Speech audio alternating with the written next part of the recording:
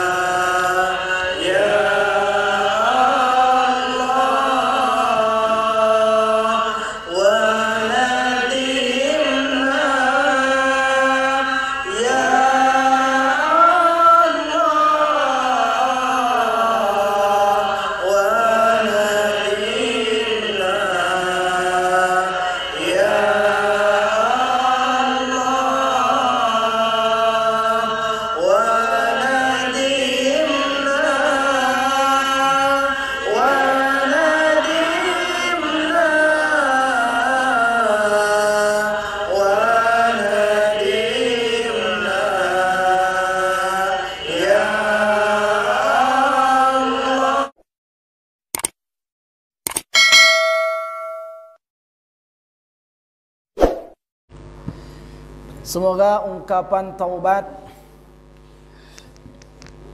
yang kita baca tadi semoga mampu menjadi salah satu jalan kita mendapatkan ampunan Allah Subhanahu wa taala, dan orang-orang yang telah mendapatkan ampunan Allah Subhanahu wa taala maka sungguh akan memiliki kemuliaan di sisinya, memiliki posisi yang istimewa di sisinya.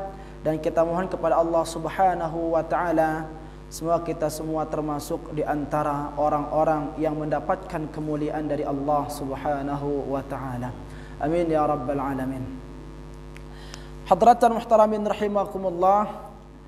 Alhamdulillah wassalatu wassalamu ala Rasulillah wa ala alihi wa ashabihi wa mawala.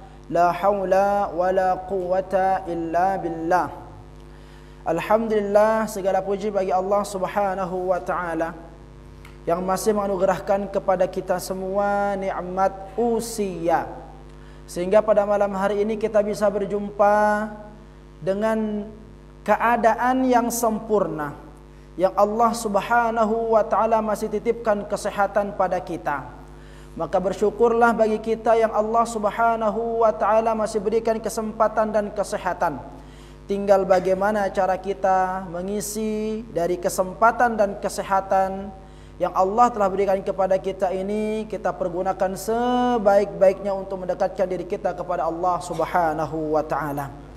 Karena banyak di antara saudara-saudara kita, teman kita, sahabat kita, orang tua kita yang tidak bisa hadir pada malam hari ini, mungkin karena kesehatan yang Allah Subhanahu wa taala belum berikan kepada beliau semuanya. Maka melalui kesempatan niki yang mengajak kepada kita semua untuk menghadiahkan qiraatul Fatihah. Kita hadiahkan kepada semua saudara kita, semua sahabat kita, semua jamaah kita yang sedang diuji oleh Allah Subhanahu wa taala dengan penyakit. Semoga Allah Subhanahu wa taala segera angkat penyakit dari jasadnya dan Allah Subhanahu wa taala segera berikan kesembuhan. Ala hadhihi niyyah wa likulli niyyatin salihah bisirril Fatihah. Bismillahirrahmanirrahim.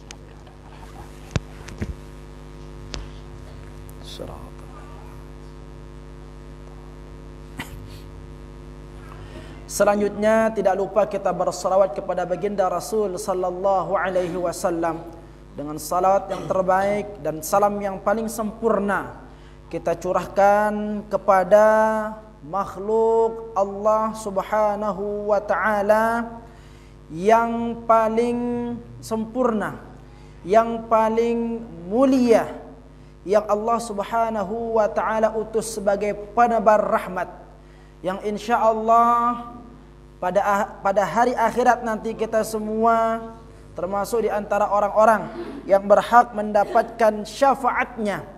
Maka semoga dengan ucapan kalimat Allahumma salli ala sayyidina Muhammad wa ala ali sayyidina Muhammad, kita mohon kepada Allah Subhanahu wa taala semoga kita semua yang hadir di tempat ini menjadi orang-orang yang diakui sebagai umatnya, yang kelak berhak mendapatkan syafaat baginda Rasul yang mulia.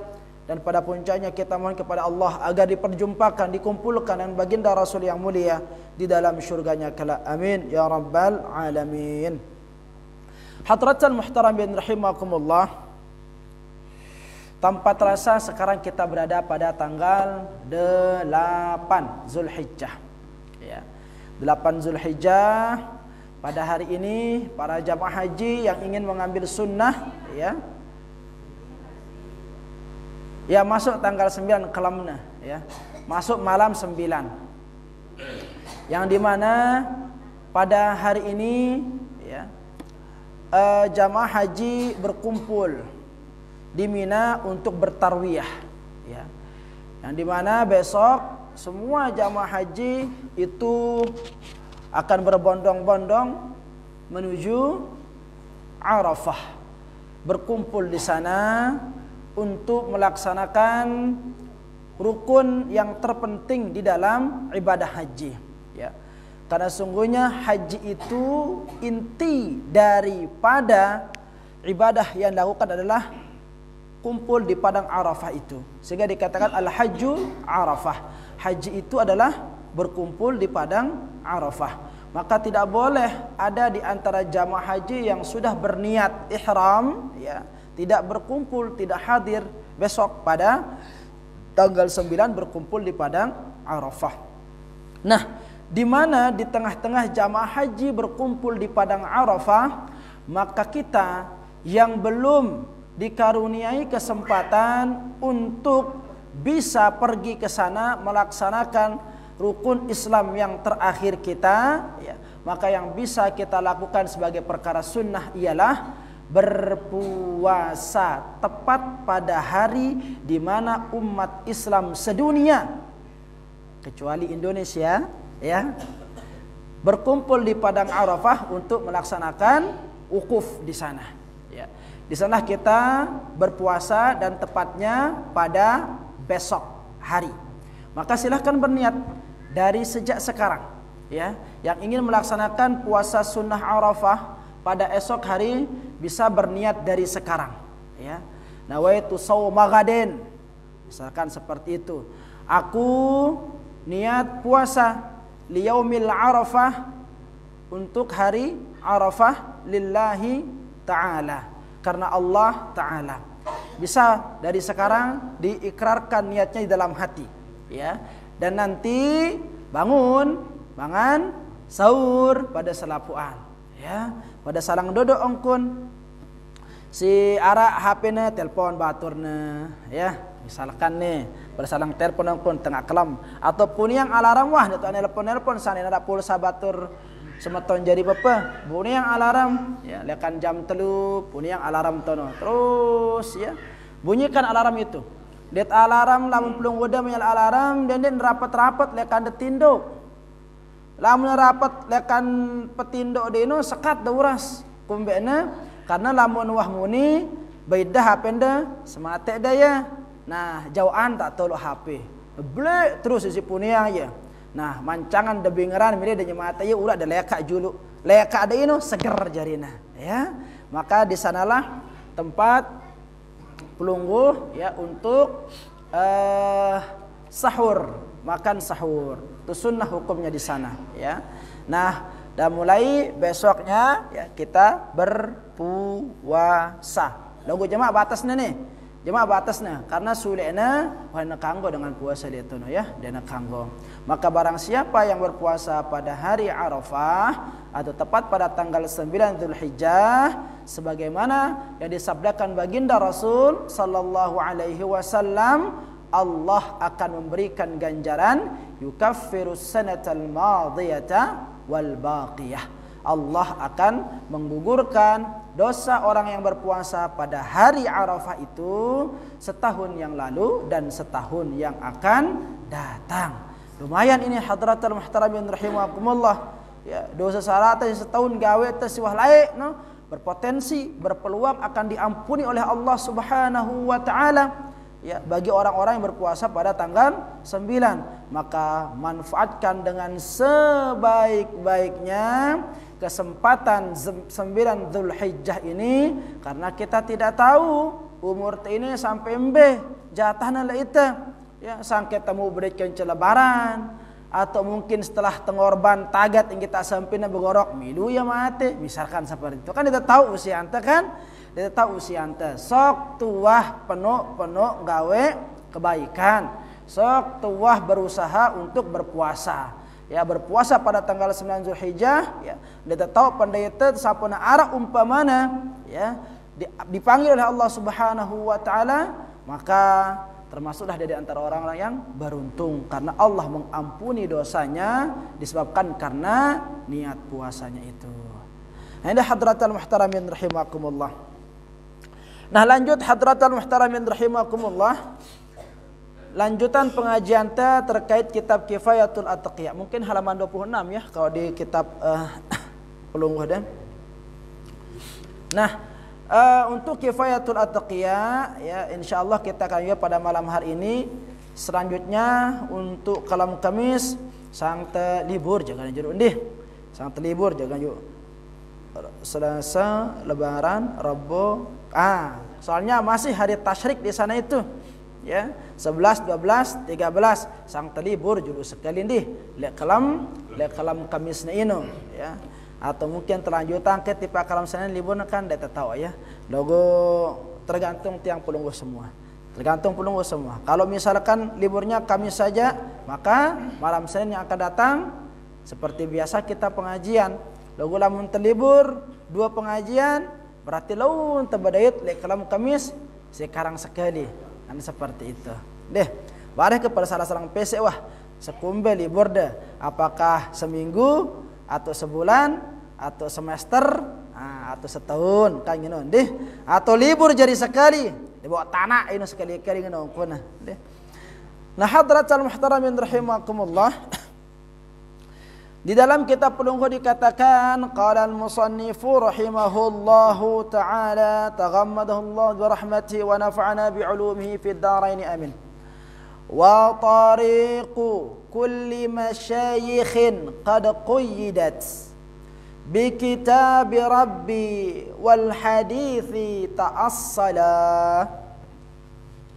Wa tariqu kulli masyayikhin, dan tarikat semua masyayikh itu qad qayyidat, harus terikat, ya, sungguh terikat. Wa tariqu, dan tarikat atau jalan kulli masyayikhin, setiap masyayikh, artinya letene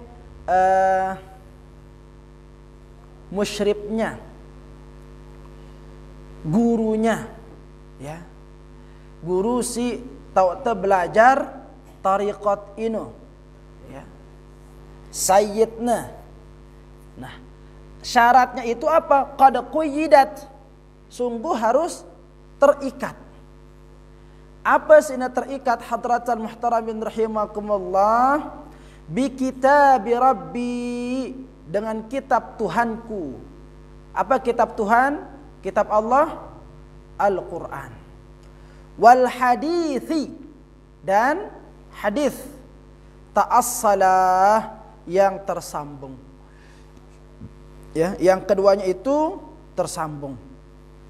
Nah, artinya hadratul muhtaramin rahimakumullah, setiap syekh tariqat yang ingin, ya, tempat mengambil ikatan atau tambait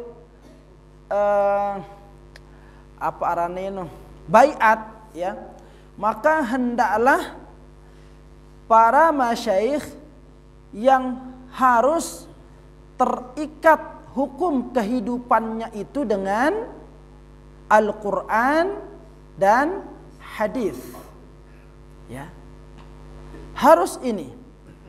Artinya Nabi hadratul muhtaramin rahimakumullah, ketika ada orang yang dikatakan oleh manusia sebagai tokoh sufi, tetapi dalam kelakuannya ini dena ara, ya, dena ara terikat, dena ara berdasar lekan Al-Quran kenca hadis, maka orang tersebut tidak bisa dikatakan bertariqat.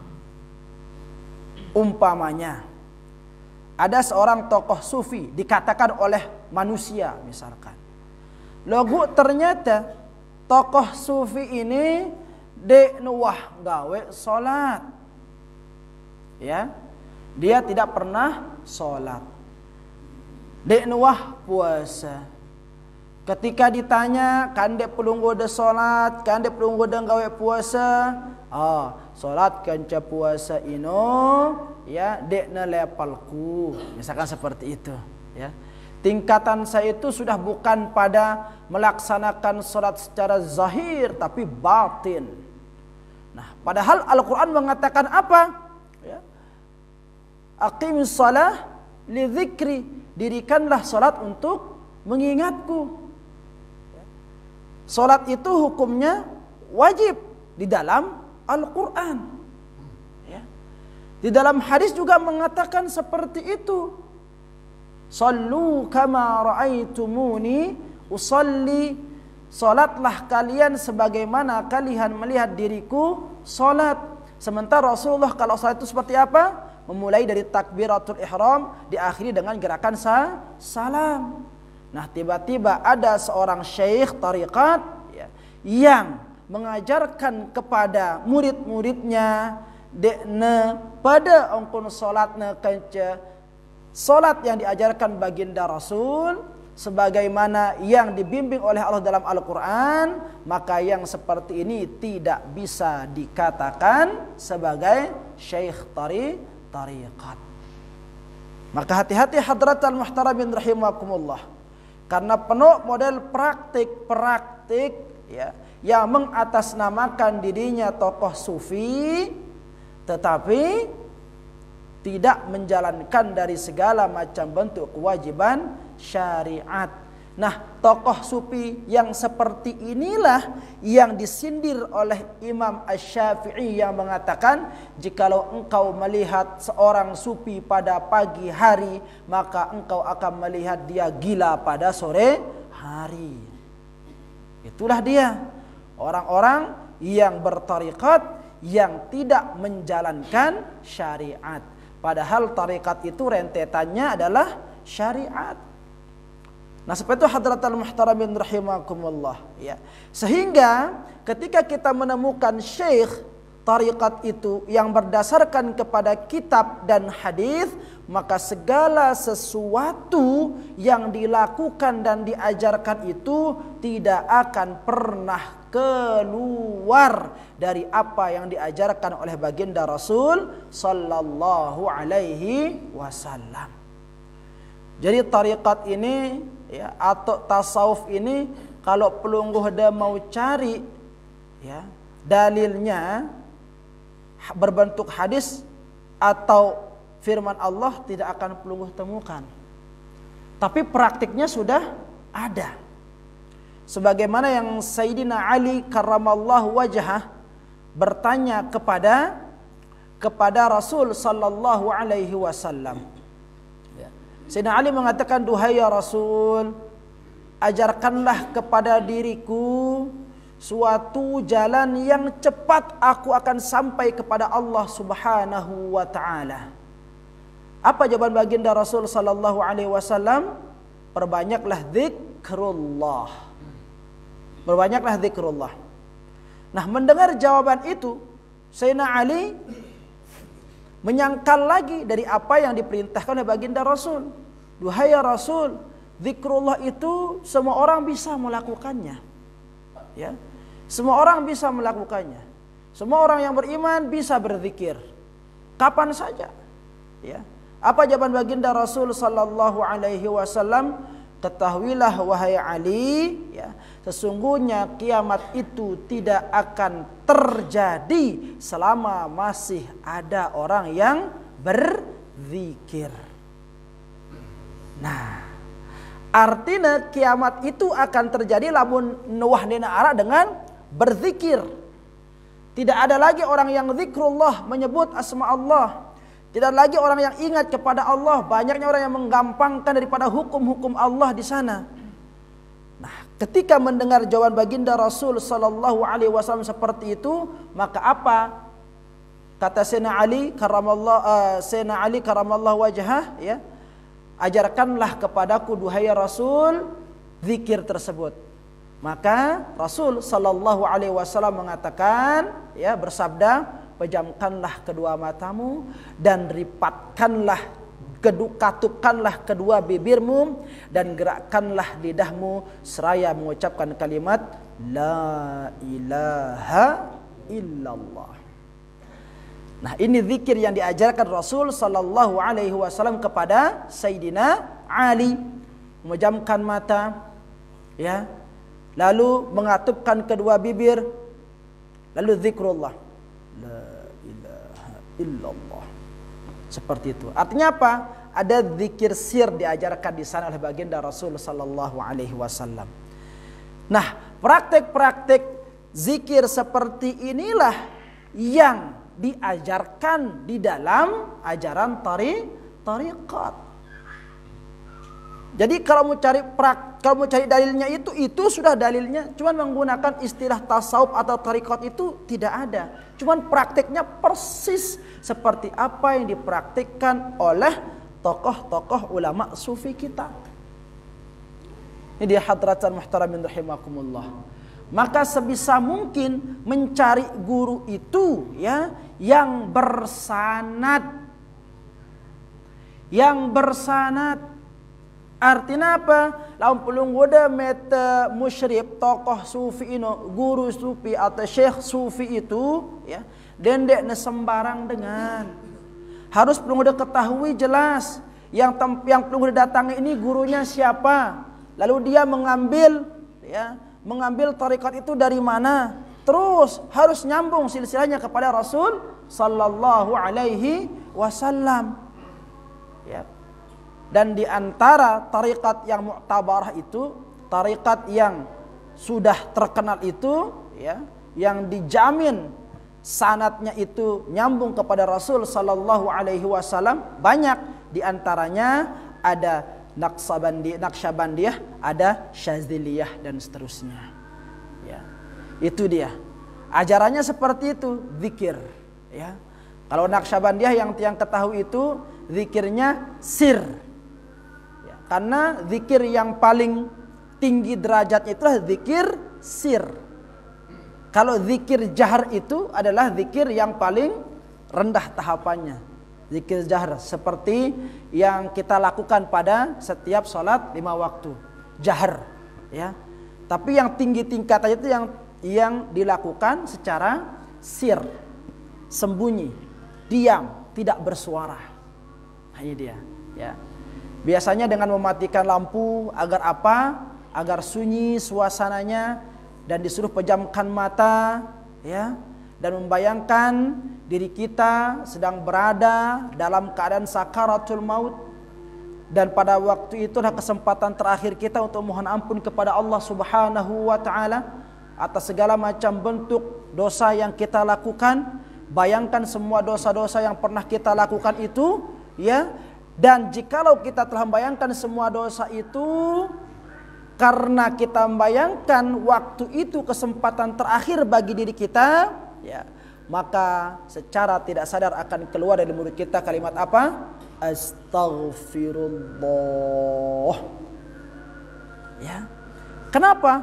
Karena yang ada pada perasaan kita itu apa? Ini kesempatan terakhir saya. Setelah ini tidak ada lagi, aku akan mati dan menghadap kepada Allah untuk mempertanggungjawabkan segala macam bentuk amalanku. Ya. Maka ketika kita mampu menghadirkan perasaan seperti itu, bahkan sampai meneteskan air mata, ya, lihat tengah kelam, ketika manusia pada tertidur lelap, kita bangun untuk mengadu kepada Allah, mohon agar diampuni dosa kita. Pada waktu itu kita merintih kepada Allah.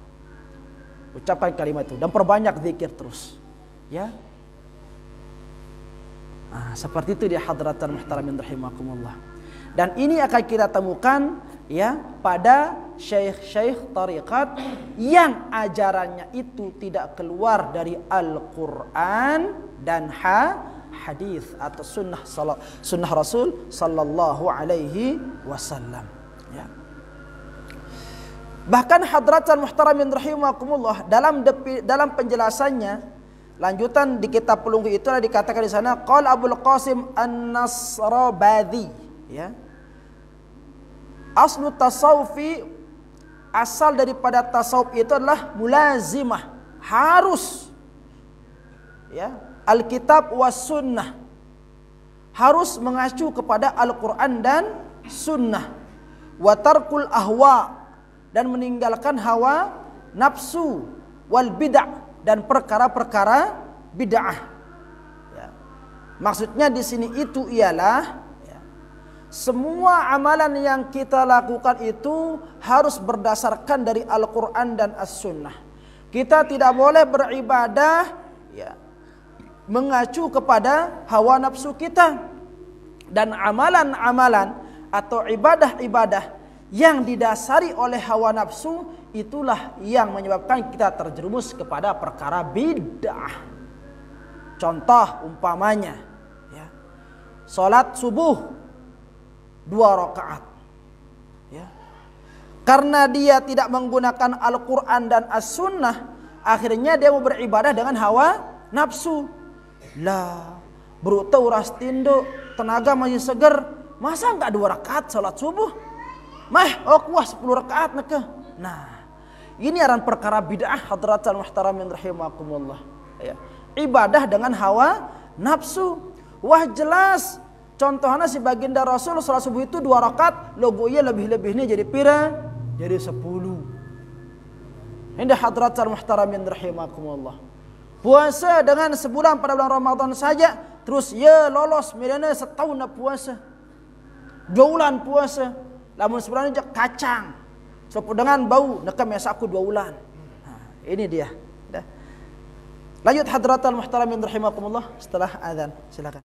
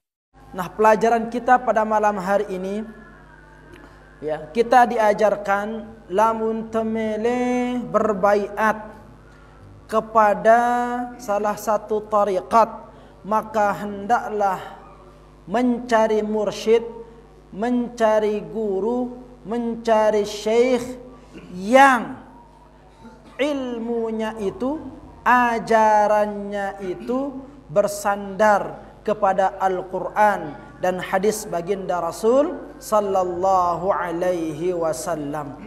Karena jalan terdekat untuk menuju Allah Subhanahu wa taala dengan mengamalkan apa yang diajarkan oleh Al-Quran dan sunnah baginda Rasul sallallahu alaihi wasallam.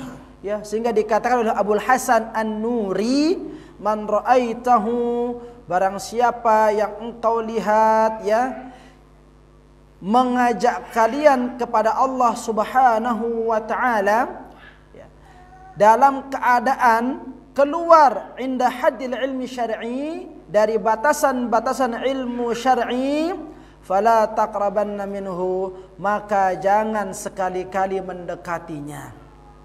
Artinya fi hadratan muhtaramin rahimakumullah, dendek sekali-kali belajar ya tipa sopok guru si dek nyambung ajaran ino atau bertentangan ajaran ino kence Al-Quran dan hadis ya. Bahkan yang diparah lagi hadratal muhtaramin rahimakumullah dikatakan man lam yahfazil Quran, barang siapa yang tidak menghafal Al-Quran, walam yaktubil hadis, dan dia tidak pernah menulis hadis. Nina arak hadis apalna, nina arak hadis tulisna, la yaqtadi bihi fi hadzal amr. Maka orang yang seperti itu dekna cocok, dekna pantas tokol le petokolan si ini. Ya. Dekna nyocok tokol le petokolan ini. Artinya apa? Ojok-ojok gantap orang yang seperti ini dekna man bau jari mursyid, dekna man bau jari syekh itu. Berat hadratal muhtaramin rahimakumullah. Karena dia akan mengarahkan orang untuk dekat kepada Allah Subhanahu wa taala. Lalu bagaimana dia akan mampu mengajak orang dekat kepada Allah? Quran, kence hadis ini adalah asal, sumber, ya, sumber pondasi lekan ajaran ilmu tasawuf. Nah, karena dia adalah pondasi, maka tidak boleh ditinggalkan. Sampai dikatakan waqad qalu, paling terakhir sekali sebelum al-i'rab itu, man dayya'al usul haramal usul. Ya, barang siapa yang membuang usul, artinya dasar tasawuf, pondasi tasawuf. Barang siapa yang membuang atau mengabaikan pondasi haramal usul, maka haram baginya untuk sampai. Tidak akan mungkin dia bisa sampai kepada Allah kalau pondasi atau jalan untuk sampai kepada Allah itu dia abaikan. Ya. Maka sangat lucu ketika ada orang yang mengatakan dirinya tokoh sufi yang terkenal, tetapi perbuatannya mirip seperti perbuatan orang-orang zindik. Ya. Orang zindik dengan singoku dina beragama logo, dia yang menodai agama. Ya, ini dia hadratal muhtaramin rahimakumullah. Hati-hati.